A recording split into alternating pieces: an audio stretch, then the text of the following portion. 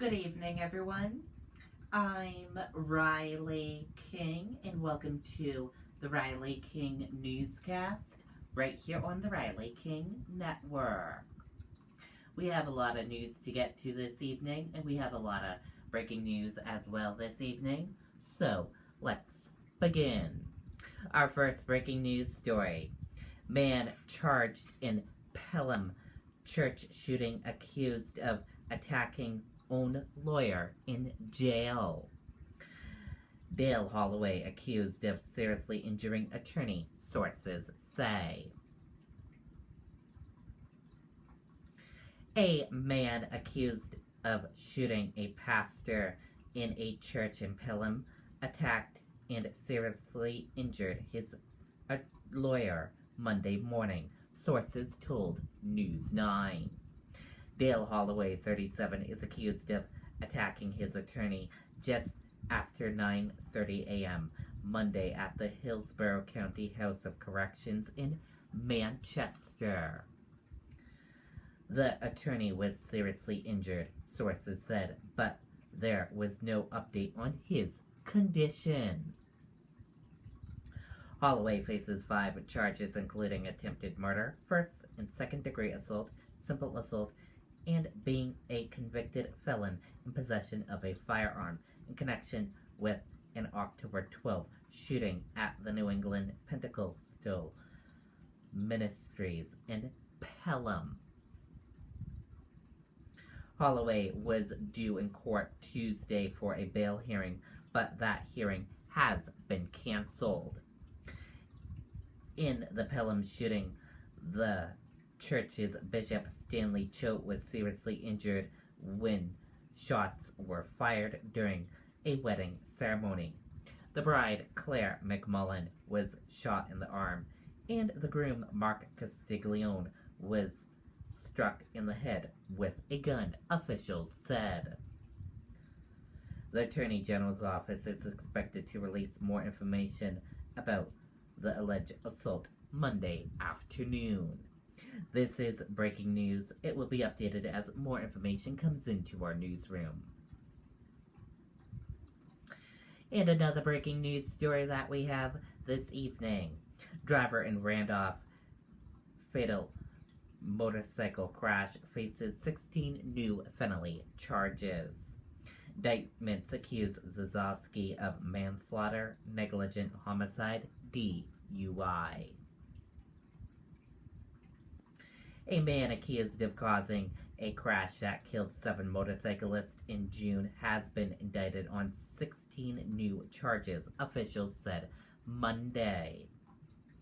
Vladimir Zazowski, 23, has been facing 7 counts of negligent homicide, a Class B felony in connection with the June 21 crash on Route 2 in Randolph. The new indictments charge him with 7 counts of manslaughter and 7 counts of negligent homicide, DUI, a Class A felonies. Zazowski was also indicted on charges of aggravated DWI and reckless conduct. He is scheduled to be arraigned November 5th. The negligent homicide DUI charges accuse Zazowski of driving under the influence of a controlled substance or substances at the time of the crash. The manslaughter charges accuse Zazowski of driving recklessly and swerving across the center lane on Route 2. Zazowski could face hundreds of years in prison if convicted of the new charges. Each manslaughter charge carries a sentence of up to 30 years in prison, and negligent homicide DUI charge carry sentences of 7 to 15 years in prison. The other charges carry sentence 3 to 7 years in prison each. Prosecutor said Zazowski swerved into a group of motorcyclists when he was driving a truck with a trailer attached. The 7 motorcyclists who died were members of the Jarheads Motorcycle Club, a New England group that includes Marines and their spouses. A federal inspection report News 9 obtained in August accused Zosky of being under the influence of an unspecific drug at the time of the crash. The report from the Federal Motor Carrier Safety Administration also accused Zosky of reaching for a beverage just before the collision. Zosky has been arrested in May in Connecticut and charged with OUI, an offense that should have led to the suspension of his Massachusetts driver's license, according to the registry officials. The information about his arrest did not trigger a suspension in Massachusetts, prompting a review of the state's process. This is a breaking news story. It will be updated as more information becomes available. No one injured in Dover jewelry store robbery, police say. Let's take a listen to this breaking news story.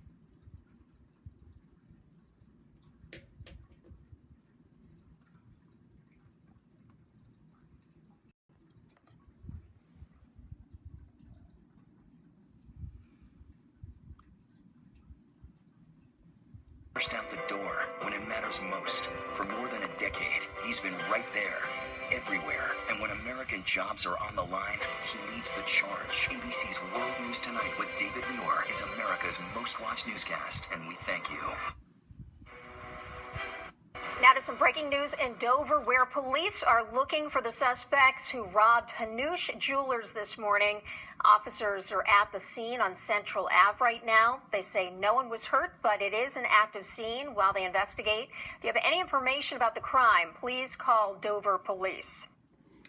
Okay, and there you go on that video and that report. And those were your 3 breaking news stories that we have for you this evening.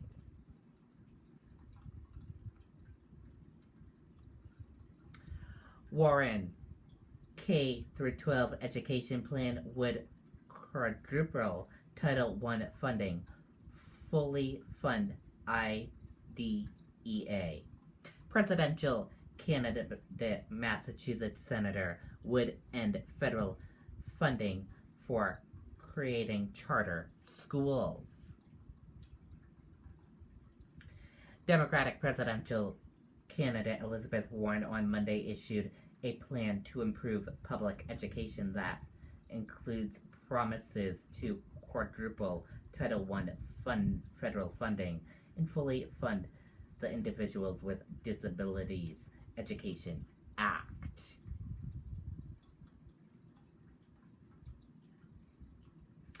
And now let's take a look at your U.S. stock market and see how your U.S. stock market closed for this Monday evening. And here's a look at that U.S. stock market for all of you this Monday evening. Your Dow Jones Industrial Average closed in the green and went up. Your Nasdaq closed in the green and went up. S&P 500 closed in the green and went up. Gold closed in the red and went down. Oil closed in the red and went down. U.S. 10-year closed in the green and went up. Euro/USD closed flat, and VIX closed in the red and went down.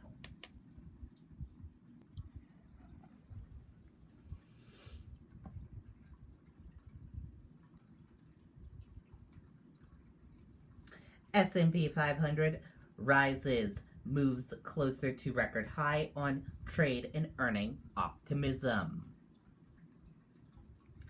Stocks closed higher on Monday, boosted by optimism around U.S.-China trade talks as well as the corporate earnings season. Opioid trial reaches settlement. Let's take a listen to that video from ABC News.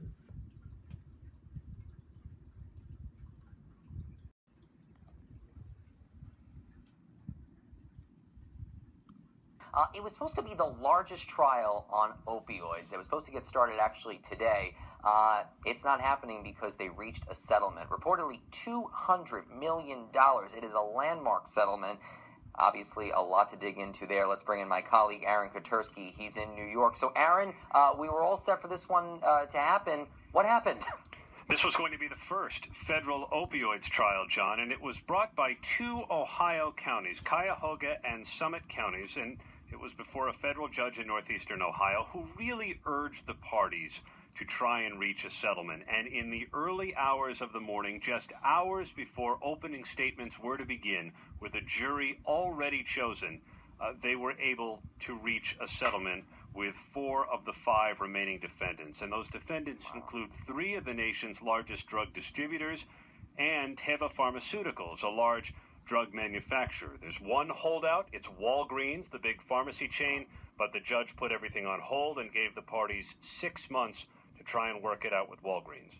So, Aaron, obviously, as you just said, this is the first one that was actually going to go towards trial. This is not the first case in its nature that we've heard of. How does this impact any of the ongoing cases that you and the team have been monitoring? Yeah, I think it's a good point because this was to be the first, but it was only limited to these 2 Ohio counties.